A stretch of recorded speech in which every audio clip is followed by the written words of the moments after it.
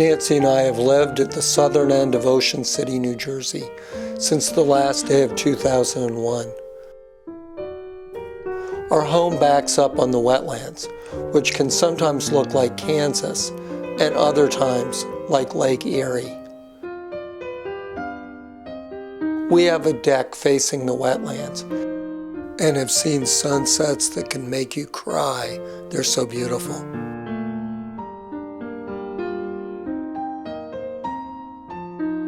When we moved here, the neighbors told us there would be occasional minor flooding, but nothing to worry about. But things are changing, and we have had storms like Bill, Earl, and of course the worst of them all, Superstorm Sandy.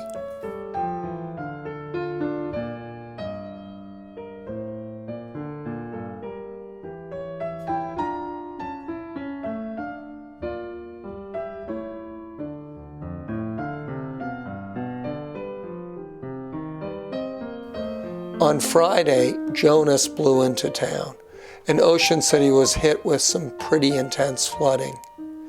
I don't know yet how many homes and businesses took on water, but I do know that south of us, Sea Isle, Avalon, Stone Harbor, Wildwood, and Cape May got it far worse. We were very lucky. The first high tide, water came up to our front steps, but never any further. Jonas makes me think of Goldilocks. In terms of wrecking us, Sandy was just a tiny bit too far north, Jonas just a tiny bit too far south. But in my heart of hearts, I know the just right storm is coming, and probably a lot sooner than we would hope. And I am a warrior who constantly monitors Dan Skeldon's Facebook page for updates. Lead me to think that the next high tide, 7, 8 o'clock this evening, will not be as high as this morning.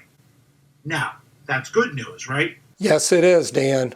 But thank goodness for my better half. My Nancy, as always, is very calm, just playing the piano. I hear the screeching of the tea kettle. I'll go get that. Thanks for being a calming presence, Nancy. Of a presence?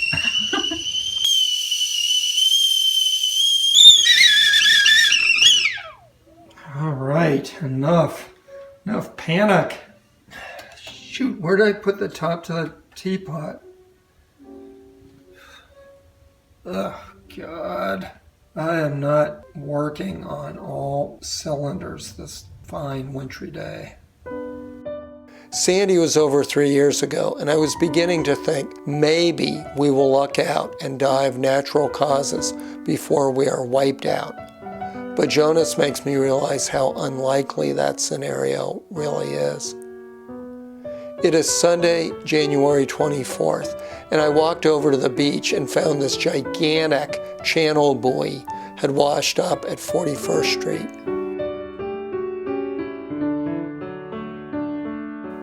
Just imagine how strong the waves must have been to unmoor this thing and drive it aground. There is no doubt to anyone with an ounce of reasoning ability that global climate change is real. A new book has just come out by New Yorker Magazine's Jane Mayer. It's called Dark Money, and it details how the billionaire brothers, Charles and David Koch, have been systematically working to undermine efforts to combat global warming. Koch Industries is a major polluter, and they see attempts to regulate carbon as a threat to their ever-increasing bottom line. I think their actions are unconscionable. If not for their very effective denialist campaign, perhaps America would have been able to lead the world in a successful effort to blunt the worst of what is now happening to us.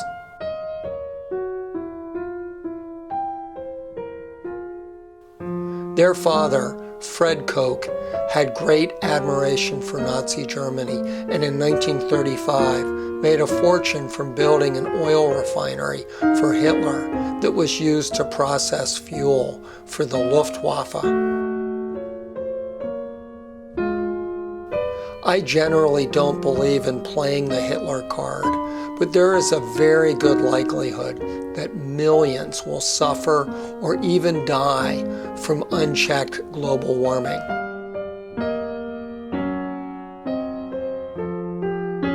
I personally lay some of that blame at the feet of Charles and David Koch and the politicians they have bought. In case we have forgotten, because we keep hearing that 2014 has been the warmest year on record, I asked the chair, you know what this is? It's a snowball. And that's just from outside here. So it's very, very cold out, very unseasonal. So here, Mr. President, catch this. Only time will tell, but the Koch's actions may rival the Führer's in impact, if not intent. Thank goodness there's still some good people in the world, two of whom Nancy and I met at our new neighborhood landmark. They got water in their home, but are making the best of it.